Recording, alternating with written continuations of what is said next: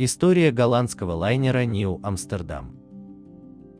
Это голландский океанский лайнер, построенный в Роттердаме для линии Holland America Line. Первоначально лайнер должен был называться Принцендом, однако во время строительства Holland America Line решила назвать свой новый флагман в честь голландского поселения Новый Амстердам.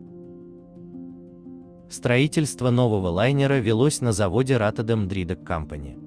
Он имел водоизмещение в 36 982 тонны и был самым большим лайнером, когда-либо построенным в Нидерландах на тот момент. Его с гордостью называли голландским лайнером мира, поскольку в конструкции не было предусмотрено никаких условий для возможного использования в войне. Он был защищен от огня, имел самую большую установку для кондиционирования воздуха и самый высокий процент частных бань среди всех кораблей на плаву. Также был единственным лайнером с полностью оборудованным и кондиционированным театром. Был государственным лайнером Нидерландов, точно так же, как судно «Нормандия» принадлежало Франции, королева Мария принадлежала Великобритании, а United States принадлежал Соединенным Штатам. Это светлый и очень просторный лайнер, современный во всех отношениях. Он следовал тенденции ар-деко как в оформлении интерьера, так и в дизайне экстерьера. Интерьеры отличались флуоресцентным освещением и алюминиевыми мотивами по всему кораблю, что создавало сдержанную элегантность, которая сделала лайнер фаворитом среди опытных трансатлантических пассажиров. Одним из центральных элементов был первоклассный ресторан с потолком из марокканской кожи, который был украшен многочисленными светильниками из муранского стекла и колоннами, покрытыми сусальным золотом. В ресторане не было иллюминаторов или окон, выходящих на открытое море, поэтому он зависел исключительно от искусственного освещения. На борту также было два бассейна, один открытый, а другой в помещении на палубе. Nieuw Amsterdam – это второй лайнер в мире после Нормандии, на котором был установлен театр. Сиденья с глубокой подушкой обеспечивали беспрепятственный обзор сцены, а контур зрительного зала использовал новейшие научные звукоизоляционные материалы и усилительное оборудование, чтобы обеспечить идеальную акустику для концертов, драматических представлений и кинофильмов. Любимым местом встречи многих пассажиров была красивая курительная комната первого класса с богатой отделкой из черкесского ореха и глубокими роскошными креслами и диванами.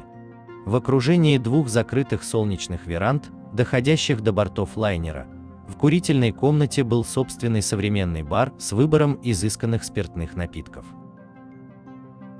Каюты первого класса были необычайно привлекательными, от уютных одноместных кают до изысканных кают класса люкс.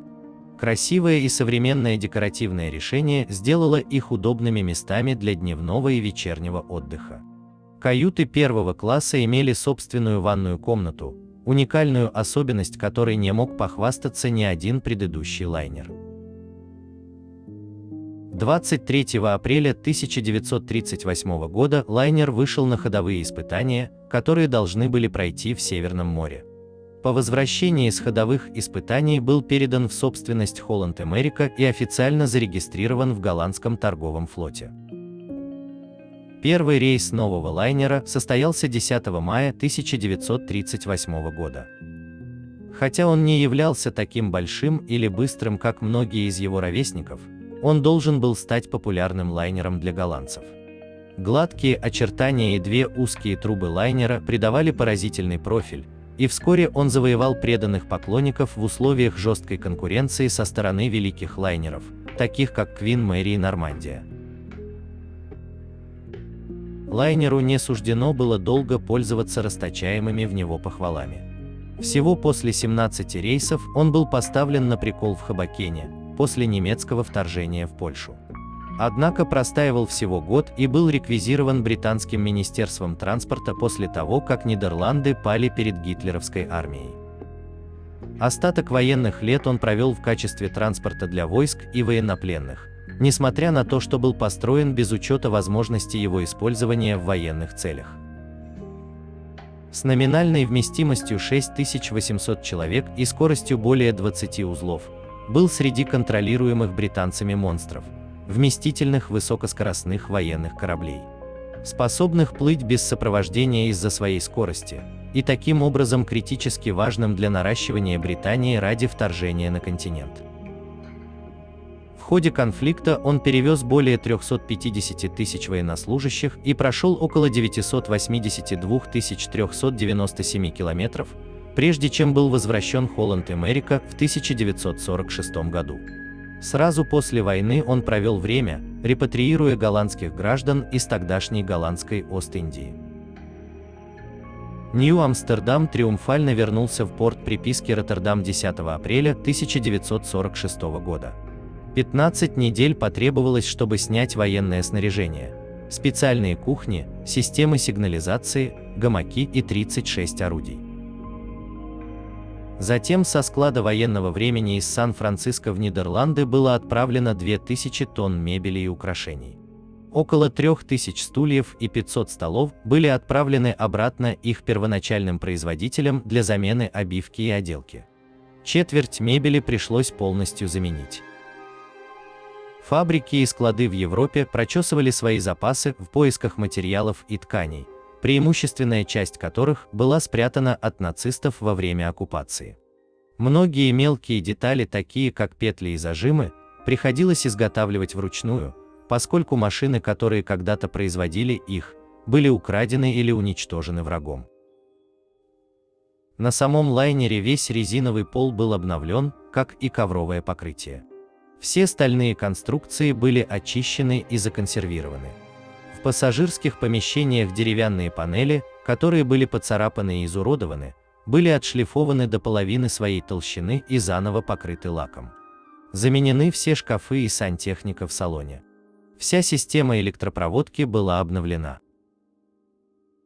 Закрашенные для затемнения и треснувшие в тропическом климате стекла были заменены. Даже поручни пришлось заново полировать, чтобы стереть тысячи вырезанных инициалов. Проект был монументальным из-за нехватки материалов и сокращения числа квалифицированных мастеров. Ремонт занял 18 месяцев и стоил больше, чем его первоначальная постройка, а 29 октября 1947 года Нью-Амстердам наконец вернулся в трансатлантический рейс. Его пассажирские помещения были немного изменены, и судно стало иметь валовую вместимость примерно на 400 тонн больше, чем раньше. В течение следующих 20 лет он будет иметь верных поклонников и финансовый успех. Даже когда в 1959 году к нему присоединился более современный лайнер Роттердам, он по-прежнему имел верных поклонников и оставался одним из самых популярных кораблей в Северной Атлантике. В 1967 году серьезные проблемы с котлами, казалось, означали конец карьеры почтенного лайнера. Однако новые котлы ВМС США были установлены в течение 16 недель на верфи Уилтон-Фейнаорд, и его карьера продолжилась. В то же десятилетие авиаперевозки сделали нецелесообразными пассажирские рейсы через Атлантический океан, поэтому Нью-Амстердам был переведен на круизы по Карибскому морю. Вскоре рост эксплуатационных расходов и конкуренция со стороны новых круизных лайнеров означали конец служебной карьере Гранд-лайнера. Нью-Амстердам был неприходящей иконой Северной Атлантики на протяжении большей части 3 десятилетий. В конце 1971 года он работал с низкими нагрузками по всей Атлантике, поэтому, поскольку его круизы имели успех, было решено, что он станет круизным лайнером на постоянной основе. Он продолжал курсировать по Карибскому бассейну до 1973 года, через 5 лет после того, как новый лайнер Роттердам вступил в строй. Из-за резкого роста расходов на топливо лайнер понес убытки в размере около 12,5 миллионов фунтов стерлингов. Чтобы снизить затраты, было решено продать его на металлолом. В Нидерландах поднялся массовый протест, и его предложили вернуть в Роттердам для использования в качестве гостиницы и музея.